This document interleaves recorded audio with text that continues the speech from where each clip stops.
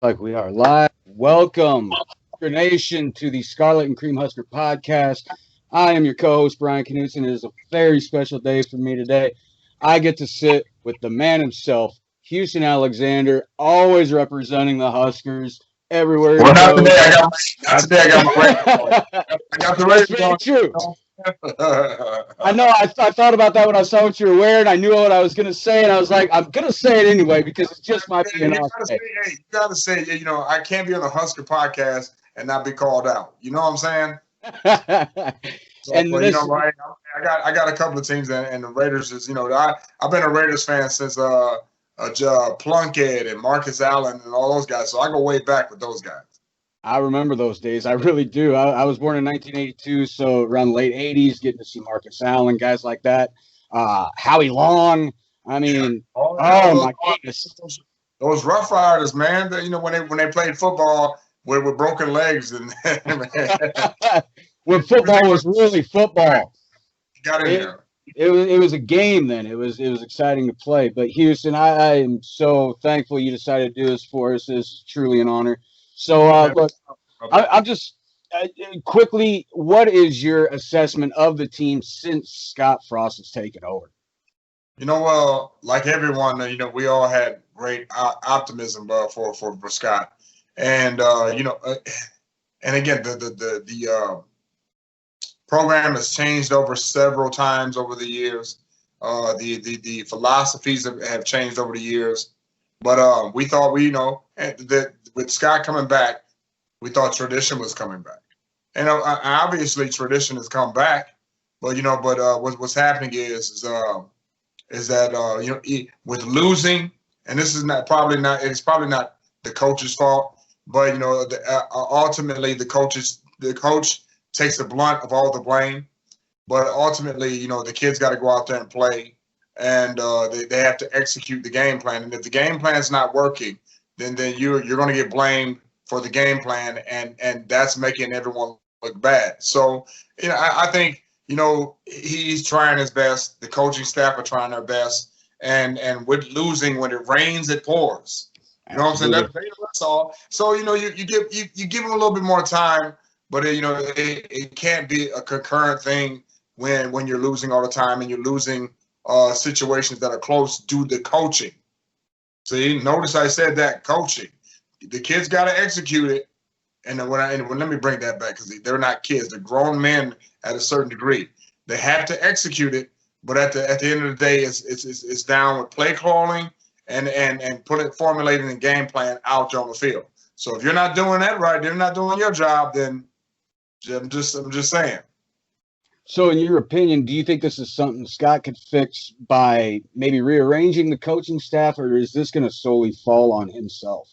Again, it solely falls on the head coach. But from what I understand and what I read, if I'm correct me if I'm wrong, he calls all the play calls, right? He does have an offensive coordinator. They do split time. I think Frost does ultimately have the final say. Okay, well that's what I saw. I thought I saw that he's the ultimate say in the play calling, and so if you're um, calling pass plays in the wind, hey man, I'm gonna call it how I see it. Hey Yep. man, you're calling pass plays and you're throwing it in the wind. I don't know, man. Hey, I think a lot of people want to see us go back to what Wisconsin is today. Because and I bring up Wisconsin because we had our guy who was from Nebraska, who is the Athletic what director, he's the AD up there, right? Barry Alvarez. Yes, sir. Yeah. So he was a Nebraska guy, and what he did was he took all what we formulated over the years and took it up to Wisconsin. I understand the game changes, but you know what doesn't change? Having a big back in the backfield That's and, right. and and forcing people to respect your pass. You know what I'm saying? And Absolutely. you gotta have that running back man back there just to keep everybody honest. And I don't care what anyone says. You got to have a running back to keep everyone honest, and you got to have a defense to stop the other team. And again, I think they're trying. They're darndest down there in Lincoln, but I just think putting the kids in the right position to succeed. I think that's where where it starts with the coaching staff. All right, perfect. See, that kind of leads me into one of the main questions I really wanted to ask was, Yeah. as being a mentor slash coach, what, if anything, should Scott do differently with the team? I don't know. I don't, because I can't honestly answer that question because we don't know what he's doing behind the scenes. Very true. Don't know if he's going into households and talking to the individuals individually.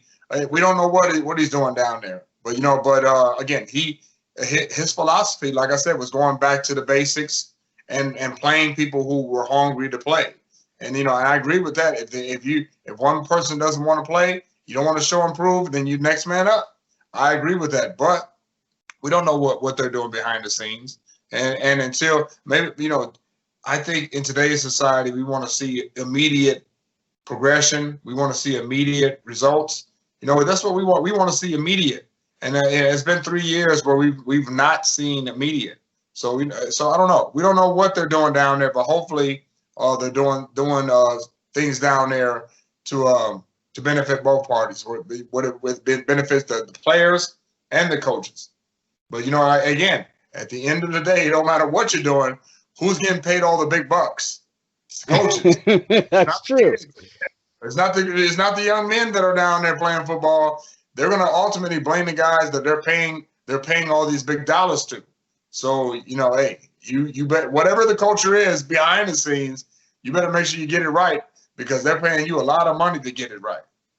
And of course, Bill Moose has all the confidence in the world in Scott and company. Yeah. And let me ask you, in your opinion, from what you've seen as far as ever since the Osborne era ended, you've already touched on the glory days back in the 90s, even when Scott played here. It was an amazing time. And glory days too much. Oh, I know. but we all like to, but I don't like mentioning the glory days because again, coulda, woulda, shoulda. Yep. We're in the now right now, so we got to find out what is the problem now. But go ahead. Yeah, and you touched on the way we played back then. Yes, the game has changed. It's gotten faster. Game schemes, defensive schemes, everything is so much more different. Yeah. So, in your opinion, could an option offense like we used to have still work today in a Power 5 conference? I don't know. You know what? Again, I think you implement a lot of things. You keep it fresh. Who does it better? I think Oregon does it. They do a lot of formations. They don't stick to one thing to where you can pinpoint them. They're always evolving. Who else was the team that was doing all these different things? Was it South Dakota? Was it South Dakota State? I think it was South Dakota State. It was one of those teams they were just doing all these different things. What is the team where they have the blue field? Oh, Boise State. Yeah. Boise State, man, they kept everybody honest because they kept doing, different things. So I get that. But no matter what you do, and I'm looking like a president by doing it, like no matter what you do. Alexander 2024. We're gonna get that campaign going. No. I got behind the scenes, brother. But no matter what you do, man, you still need a strong fullback. You still need a great defense. Okay, defense wins championships, and quarterbacks, not quarterbacks, running backs have a way of slowing things down.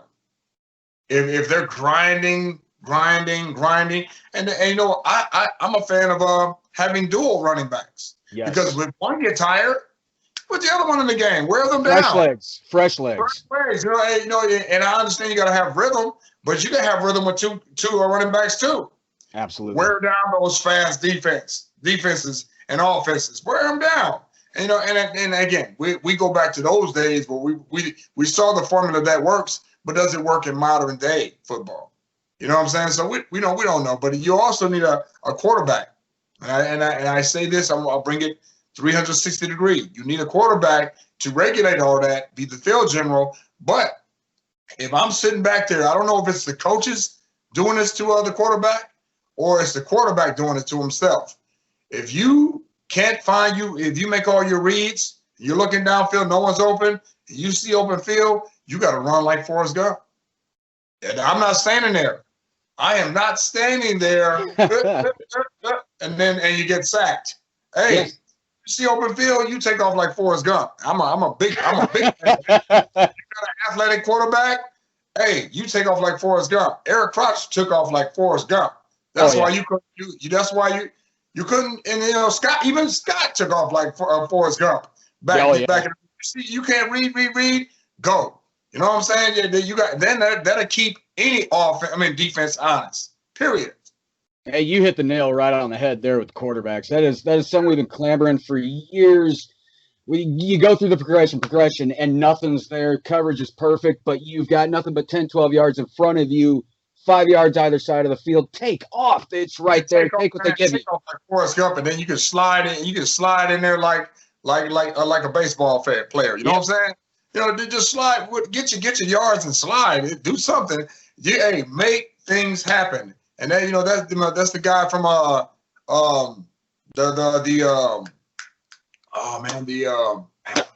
see, and I'm catching the blank, and I'm catching the blank on your podcast. But the Ravens quarterback.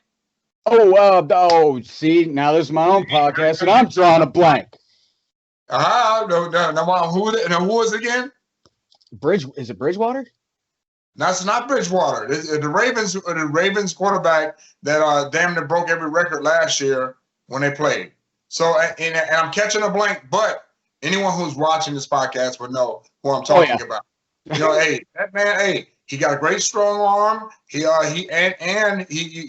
reads his receivers tight end, but when there's nothing there, he takes off like Forrest Gump and keeps those NFL defenses honest. So, but they got hip to him this year, like they always do, because again, that's why they pay you the money to solve the problems. That's right.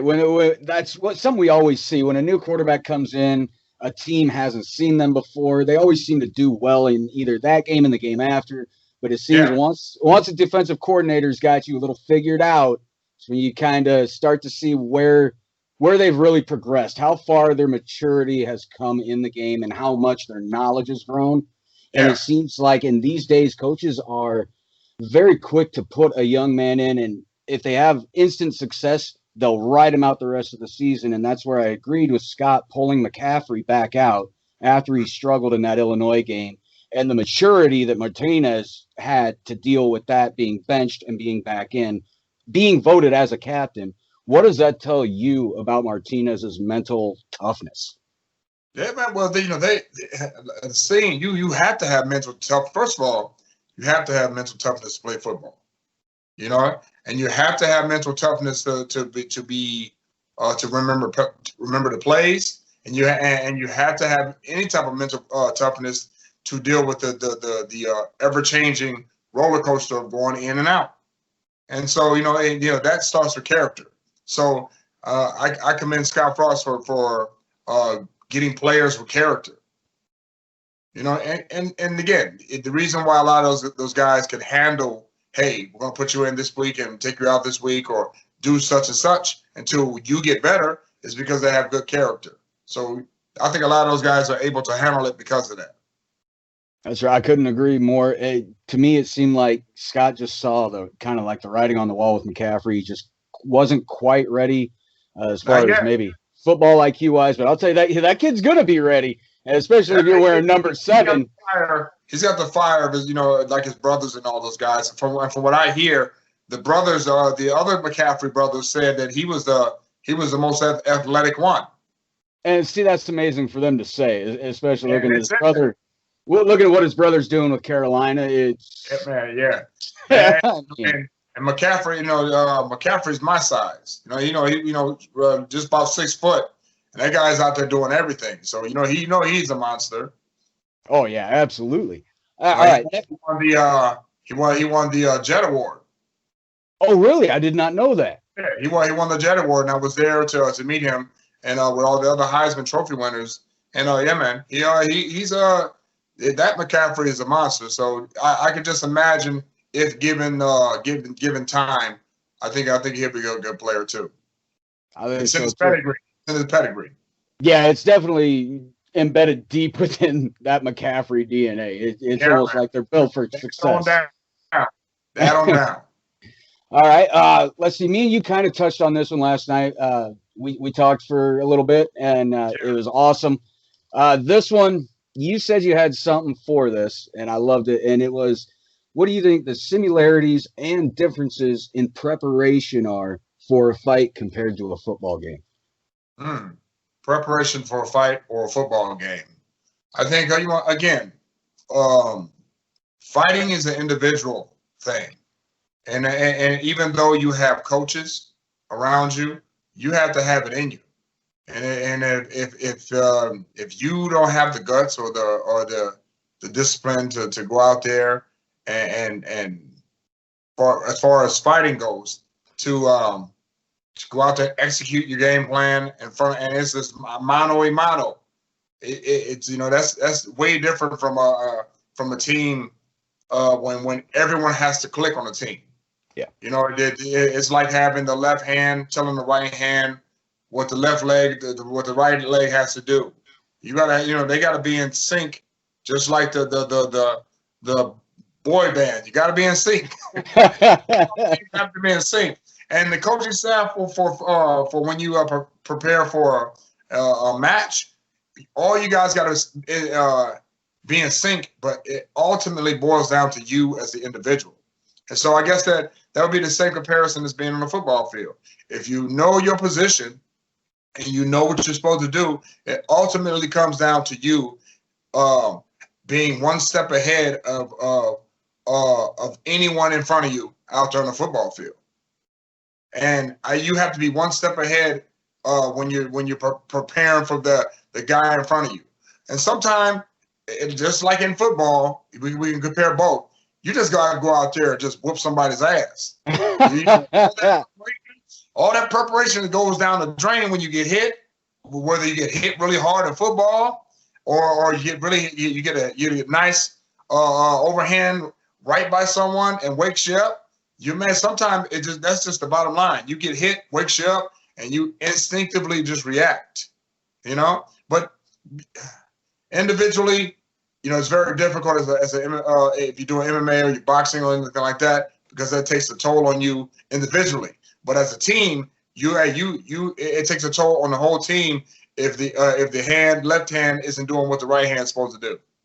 Basically, if one piece is out of sync, the whole thing just goes to shit. It's going to shit, basically. Hey man, it's out of there. It's out of here. Just like, again, everything has to be in sync like the boy band. I love that. I'm going to start using that analogy. I think that's something I'm going to have to start. You can take it, brother. You can take it. I work graveyard, and so I work with guys that are tired all night, so it's great. I'm going to start waking them up with that. Start hitting them with some. Here's another way you can wake them up too. Just take a bottle of water and just go up to them and spray them like cats. They may appreciate that. We're welders, so they may appreciate the cold water. I was looking up some things on you, and there was something I noticed I wanted to ask about. I know we talked about you were asking when the first time I became a Husker fan. Oh, that was going to be a layup, absolutely. I'm sure we can go down the line. Absolutely. I just thought this might matter more to you to talk about. This, to me, has nothing to do with Husker football, and it's perfect. Yeah. I wanted to ask you, what is the Houston Alexander Foundation? Well, the Houston Alexander Foundation is a brainchild of mine from 03. 03 I used to work for a radio station, Hot 107.7 at the time, and they were looking for ways to get inside the communities more. And so I've been having this idea in my head for a while, because I've always been inside the hip hop culture, about going to schools, teaching the kids about hip hop culture, period. Because you have a lot of kids who listen to rap music and think that's what the culture is about, and that's not really what it's about. It has lots of elements to it. Of course, rap is an element. B-boying, breakdancing is an element. Art, graffiti art is an element. Beatboxing. You have all these different other elements in the culture, and so that's what we went to schools to do. We would go in, do an assembly with the whole entire school. It could some Some days it's 400, some days it's 500 with staff.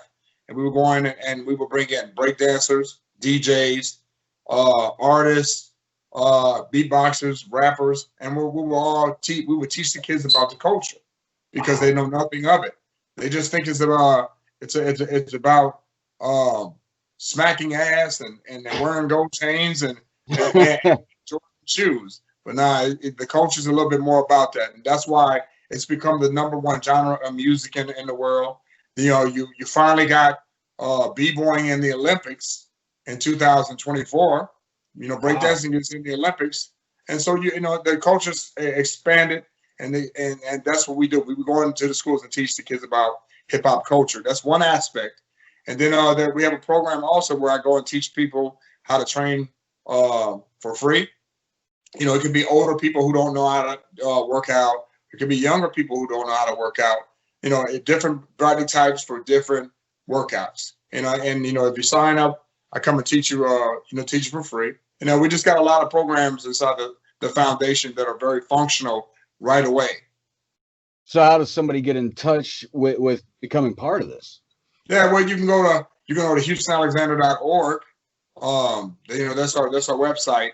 And of course, we're always taking donations because what we do when we go into the schools, we give away bikes to a young lady and a young man who are exceptional in their school, whether it be attendance, whether it be grades. You know, we get, at the end of the program, or I'm sorry, at the beginning of the program, we go and we give away bikes in front of the kids so they know to have incentive. Like, man, these kids got these bikes because they did this for their education, and so that shows the other kids, hey, if they did it, I can do it too. So that's one thing that we do when we're going in. So of course we're always asking for donations to help out getting bikes and stuff like that for our program.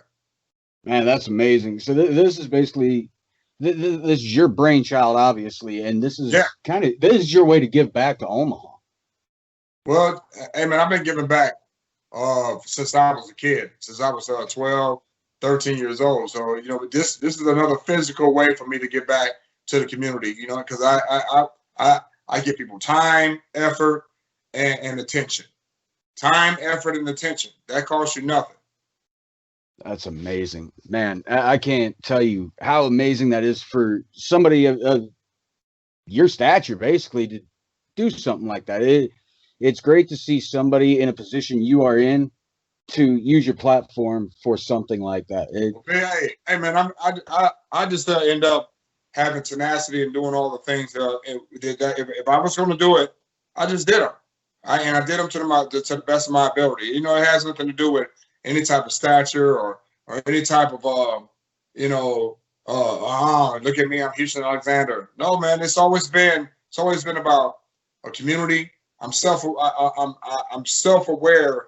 of what I can do, you know, to help out the best way I can. And it's just not about stature. I think it's about helping people. And if you're helping people, man, you know, that actually helps you as a person be a better person.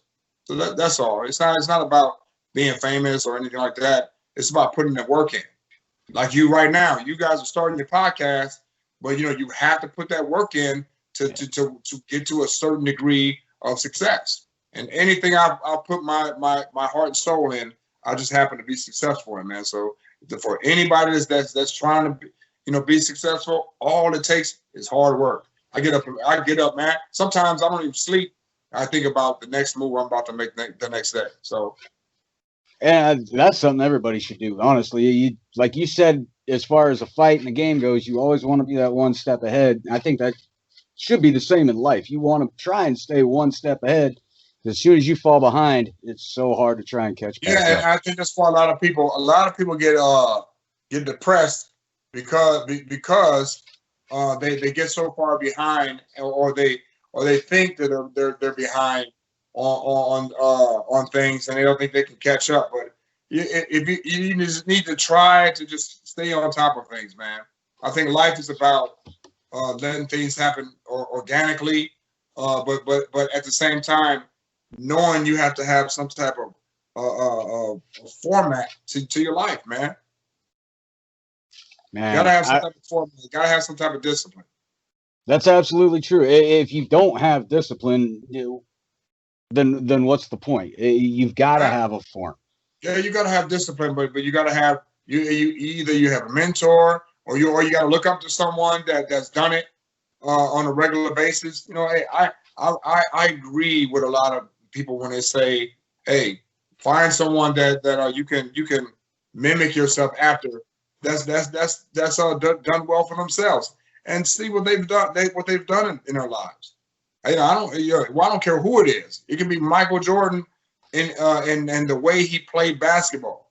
Michael Jordan might be an asshole from what I understand, but let me find out how what Michael Jordan do. What did he do to become an average basketball player and one of the best basketball players? Stuff like that. This was something we talked about last night. It was a toss up. You gave me that like 10 seconds of dead air, scared the hell out of me. Thought I lost you. I was like, I just blew it. All right, but it's the easiest toss up for any Husker fan. But your earliest Husker memory.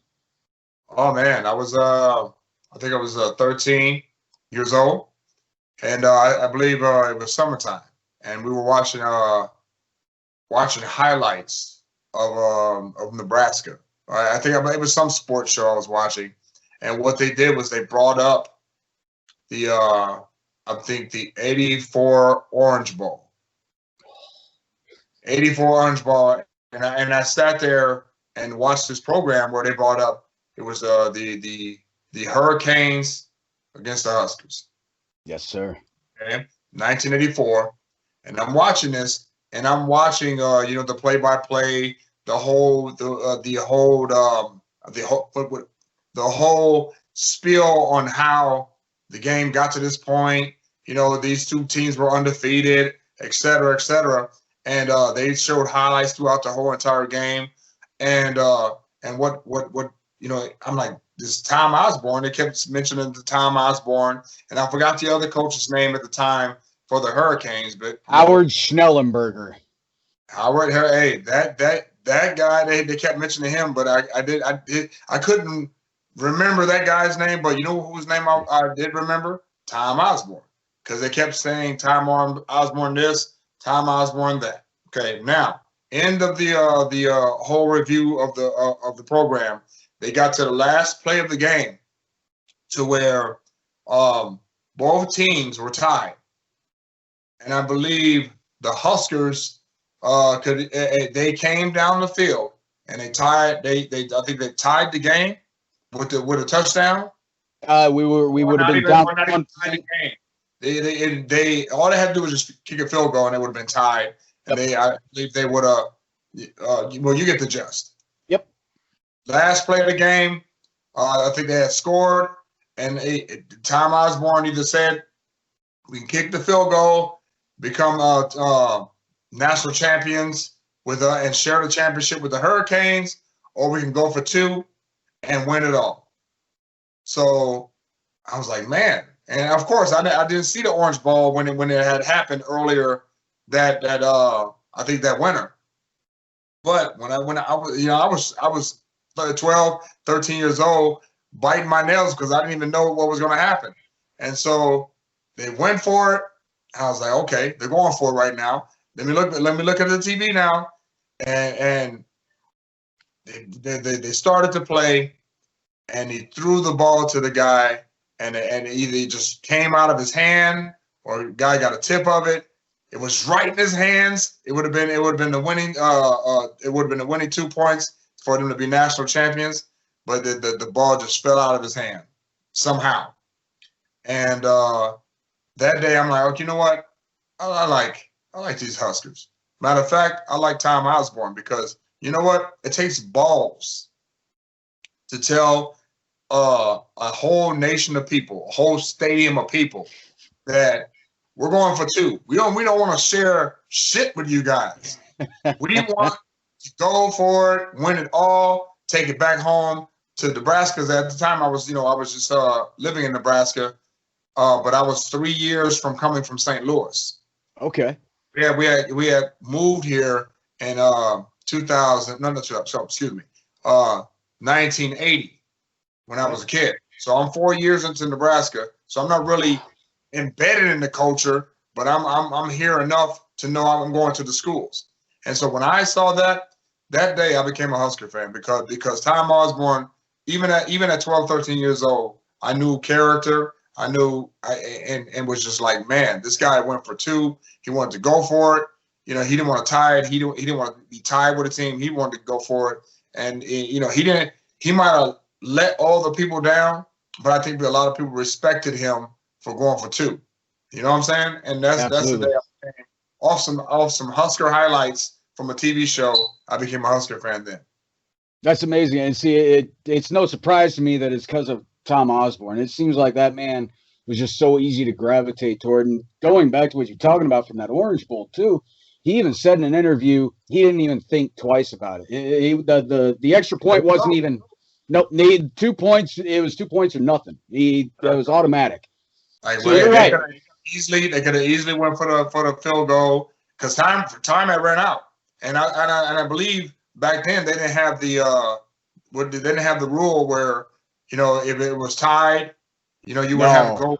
I don't think they had that rule back then. Overtime in college didn't exist then. Yeah, overtime in college didn't exist. It was like, hey, all or nothing. He could have easily, kicked the field goal and they could have shared the national championship. But he was like, you know what?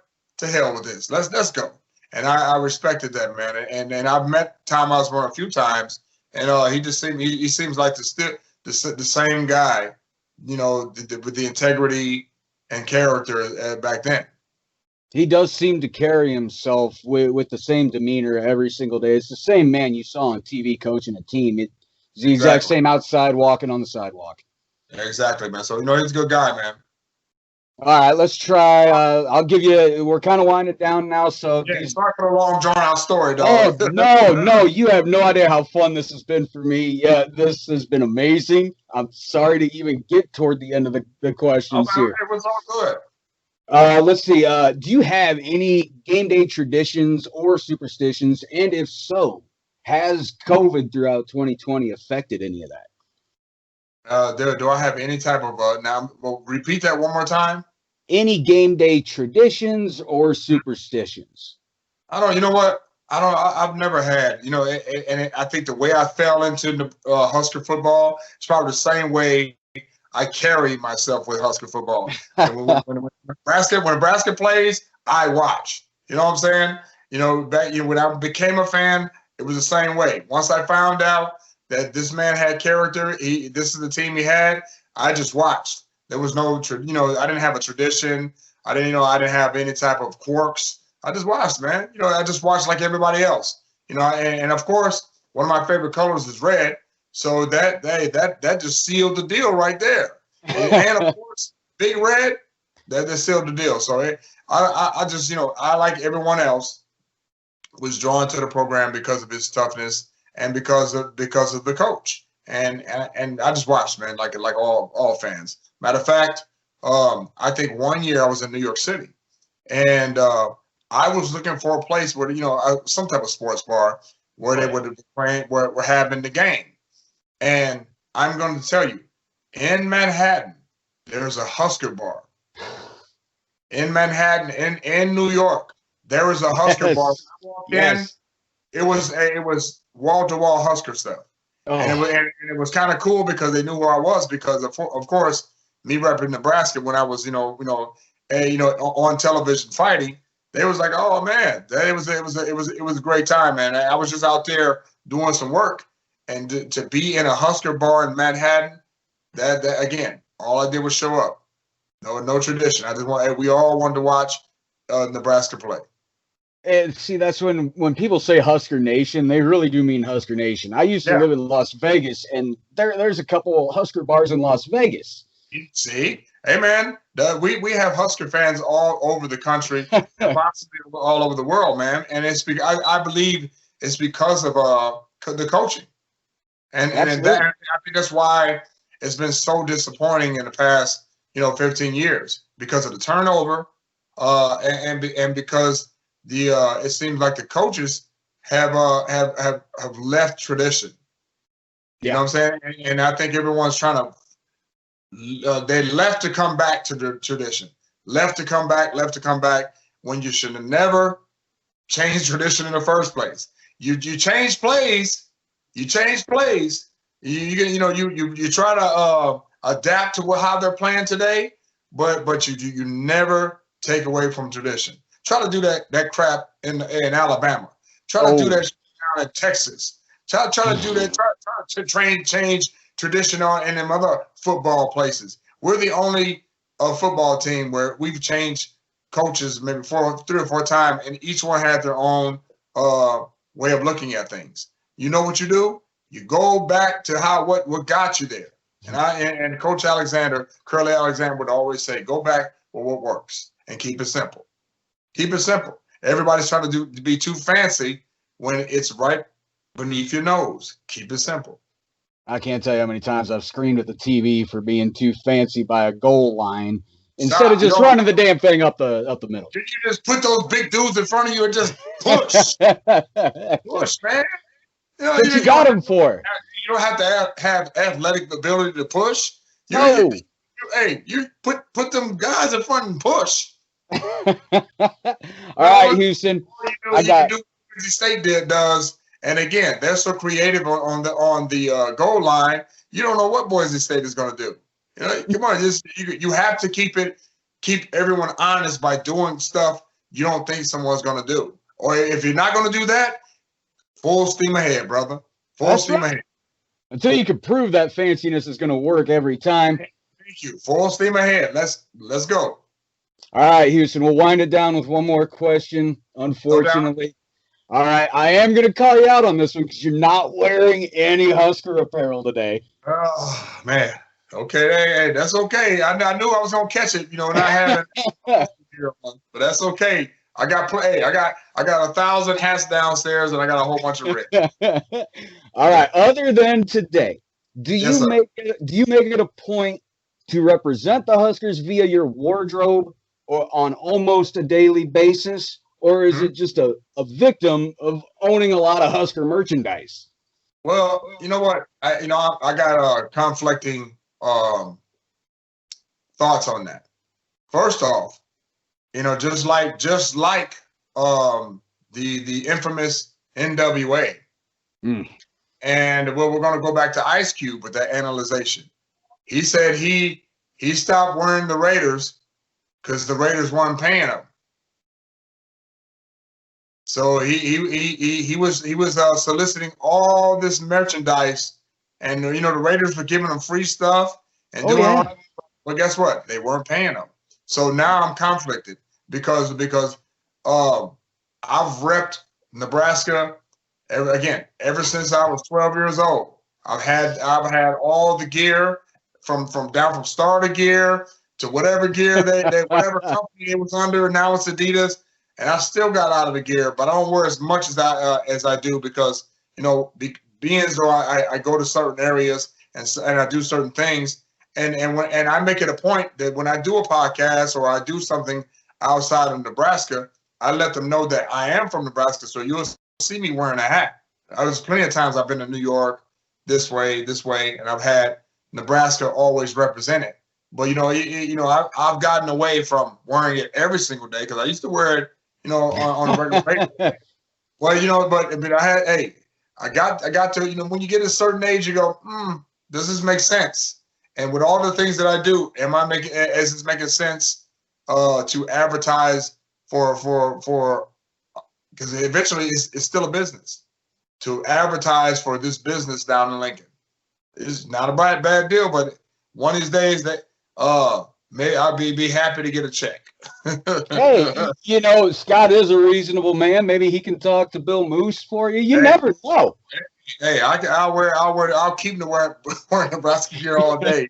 I'll receive the check in the mail. But every once in a while, you said as right now I'm wearing the Raider stuff or I'm wearing other things, but because I used to wear Nebraska stuff like crazy. But was it benefiting me or was it because one time, and I'll leave you with this to end the podcast, damn near. During the UFC fight, I was asked by a company to wear their hat to the ring, Mm-hmm. and they offered me $15,000 to do so. Wow! Just to wear a hat. I turned down $15,000 to wear my Nebraska hat to the ring. So that's Houston, why you deserve. Brian, that's why I can say what I just said 2 minutes ago, because I turned down money to wear my hat to make sure that these people on national TV, on international TV, know where we were from. So Nebraska was always in the building when I got on television. As Little Crawford, as Crawford does when he represents Omaha and Nebraska as well. We had a conversation with Bud Crawford. I had a conversation with him and I told him to make sure when you're on the national stage to make sure you wear that hat. And look what Bud Crawford is doing too. Oh yeah, he represents it just like you do everywhere he goes, and it's wonderful to see. And it's not just, and I think it's not just about the football team. No. It's about the neighborhood. It's about the people. And it's about the pride of our. Hey, this is where I'm from. If you can show that you're from New York by wearing New York hats, why can't we wear Nebraska hats? Because I remember at one point in time, nobody was wearing Nebraska hats. I was wearing Nebraska hats in the early '90s, and the shirts and apparel when no one really, people were ashamed almost to wear Nebraska hats or Nebraska gear because for some reason it was just weird for them to think, oh man, well, first of all, they didn't think we had black people in Nebraska. Let's just put that out there right there, B.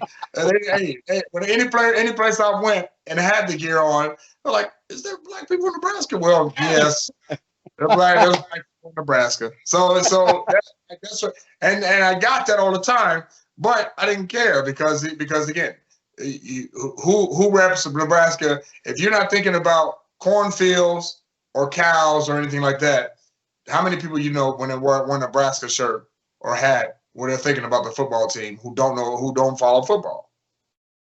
Exactly. So there you go, man. And so just wearing apparel to me is about the neighborhood, about our people, not just the football team. Amen to that. I couldn't agree more. Houston, man, thank you so much for joining me today. Frank likes to call me the man that represents the Husker fan. I'm gonna dub you the fan that represents the Husker man.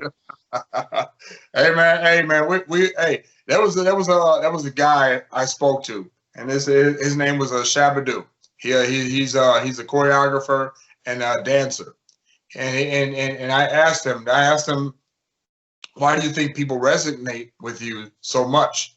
And he says, because I am you. It's the truth. See, I am you. So we're all fans, and I am you, Brian. I am you. You are me. We're all you. We're each other. So that made sense to me. Man, Houston, thank you so much for joining me. I hope to have you on again soon. And man, this has been a blast. I can't thank you enough. It's all good, man. And I love doing a podcast, and I love reaching out to to people in those different corners where you don't think that we're lurking. You know what I'm saying? All right. Well, I'm going to sign off now. This has been the Scarlet and the Cream Husker podcast. Hold on, you know what I'm going to do? Hold on for a second, B. I'm going to take a screenshot. We're going to sit still for like 2 seconds, and I'm going to take a screenshot of us, and I'm going to send it to you. Absolutely. Would love it. All right, here we go. We're going to do it right here. Ready? 1, 2. There we go. I'm going to send it to you. All right. I'll be waiting for it. I can't wait to see it.